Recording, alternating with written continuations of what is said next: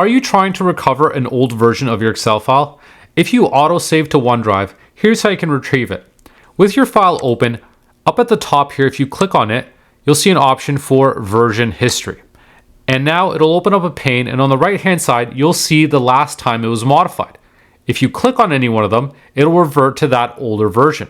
Now, if you don't want Excel to be auto-saving and automatically making changes and saving different versions, you can turn the autosave feature off. Personally, I don't use the autosave feature just because it can get a little bit annoying, because if you jump into a file, make a change that you don't intend to save, and then close and reopen it again, now you've got that changed version, and now you have to go into the version history to get that older version back that you intended to use in the first place.